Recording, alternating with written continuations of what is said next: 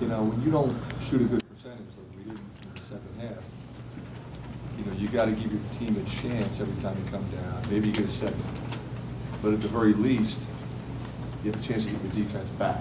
You know, this team is so quick. If they turn you over, you know, anywhere around the 10-second line, it's a layup.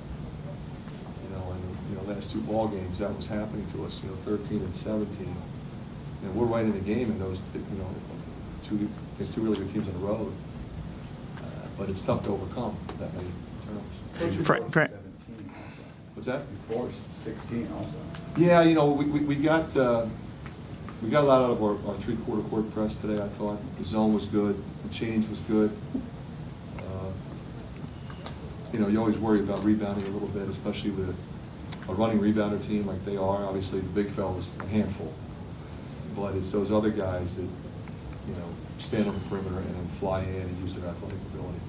You had you're down 4, and you got Woodbury hits a jump hook over Hammonds, and then next time down, Aaron hits a 3.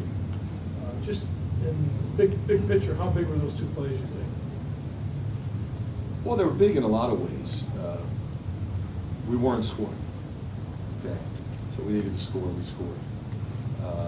The 3 gave us a lead, but both baskets clearly got the crowd involved, which I think was absolutely critical. We had a great crowd today, and you know, we hadn't given them much in the second half to cheer about.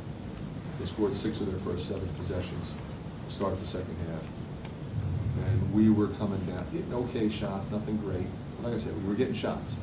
Finally, Marble, I thought the biggest shot of the game was Marble's step back jumper in front of our bench when we just seemed like we went 6 or 7 possessions without coming close, and then Dave had the one to lift out, Whitey had the one to lift out. Fran, it wasn't always pretty, but you got the victory. Just talk about getting back on the winning track for this team. Well, I think for us it was important, Pat, to have to fight the way we did. We had to take care of the ball, we had to guard, we had to make free throws, we had to be intelligent. We had a little bit of a tendency in the last 2 games to quick shoot the ball. You know, if you're struggling on the road, you can't quick shoot the ball. We had longer possessions, and by doing that, we were able to drive the ball, throw it inside, and get fouled. You know, so when we're going down the stretch with a short, or a small lead, I should say, you're getting 2 shots every time.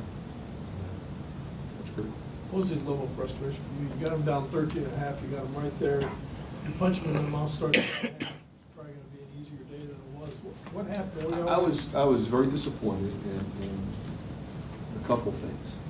Obviously, they scored 6 out of 7, I said that already, but it was how they scored a couple of them. They just ran a screen for their best 3-point shooter, Stevens, and he shoots an uncontested 3. That's what cuts it to 10. Then they came down and they got him again. And he had already hit one in the first half. He was a guy that we marked. You know, we've been doing a pretty good job on the guys that we've marked. It's been the X factor guys that have been getting us. You know, today, you know, Davis and Peck. You know, now Hammonds, you know, he's just going to get a workman-like 16 points. You know, his second shot opportunity the first half of the game. But you know, we did a pretty good job on the Johnsons. I thought, you know, those are critical guys. Just like we did a great job last game on Yogi and Butler. You know, but you get, you know, Robinson and Chi killing you. So we're trying to cut down on that. So that was a little bit disappointing. I was Marble a better player than he was at the end of last season. Well, I think at the end of last season he was as good as he's been this year.